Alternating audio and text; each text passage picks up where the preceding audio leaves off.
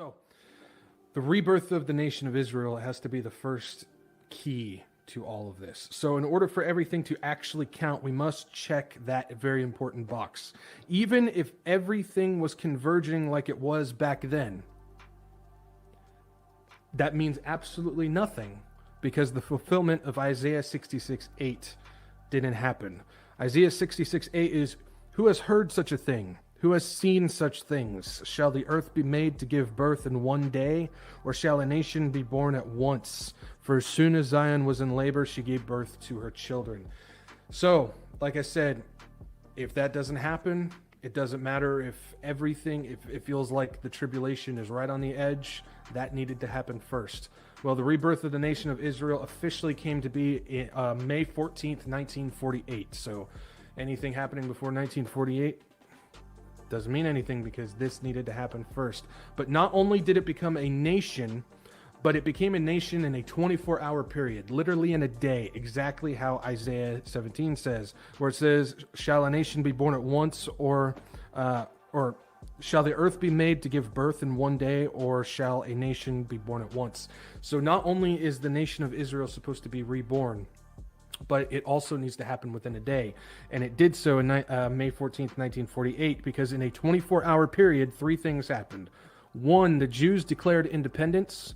Two, the UN issued a statement recognizing sovereignty to the nation of Israel. And three, a UN mandate ended British control of the land. All three of those things happened within a 24-hour period, and Israel became a nation literally in one day, exactly how Isaiah 66:8 said it would happen. And as we know, the end times, the Jacob's trouble, the Great Tribulation, that is all for the Jews. That is all for Israel. It is based on them. That defeats the whole argument that the church has replaced Israel. That's fallacy. It's false. It's not true. And so this must happen. This must happen first, which it just did. And then that is a trigger where now we can start watching and waiting to see what happens with these end times.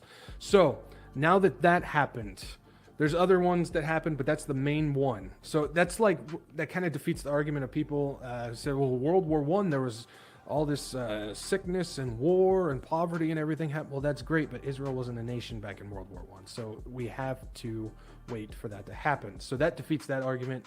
That opens the door, unlocks the door for everything. Some of the other things now that we're seeing, the signs of where we're at. The third temple. The third temple is extremely important. This is, of course, they're going to rebuild it. That's when the Antichrist is going to come in. He's going to declare himself, or the Antichrist is going to come in, declare himself to be God, the abomination of desolation, everything like that. So the third temple is extremely important. So we watch everything that's going to be happening with that. Some of the things that that have happened that we've been watching and paying attention to. The architects have they spent years designing this thing exactly how it's supposed to be. They said it's about ready to go. I can't remember the name of the group, the organization, a part of it, but they're the ones that have been hunting down the correct furniture and the correct fixtures and everything to go throughout the third temple. They've got pretty much all of that stuff ready to go. And then we've also seen with the third temple some events that have just recently, and they're stacking up, happening.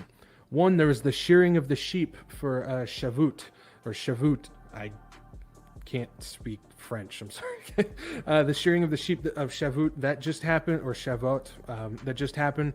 Lately, just in the past couple weeks, we've got the red heifers that are going in, which, by the way, they're not quite heifers yet. Give them a year, they will be.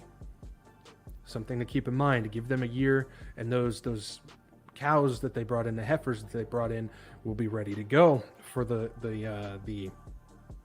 cleansing, the purification of the temple. Then just in 1 week, last week, we had the water libation that happened, and the temple service music rehearsal also took place as well. So all of that stuff's going on. These are signs that the Jews are sensing. They're believing that the temple is going to be built very, very soon. And so they're getting everything together. They're practicing and rehearsing what they need to do. They're getting their traditions ready. That's a big sign. Obviously, they believe that that third temple is going to be built really, really soon. Then you look at the train system that they're going to be putting in from the Ben Gurion airport that's going to take them straight to the temple. That's also going there. Not to mention that they've spent many, many years training Levites to be priests at this temple as well. So all of that stuff is happening, which is pointing in the direction of this third temple getting built. Don't let anybody devalue what is going on with the temple and the Jewish traditions that are going around it. Don't let anybody devalue this. These things are very important because it's pointing towards the fact that the temple is getting closer to being built. So it's very important that we focus on that.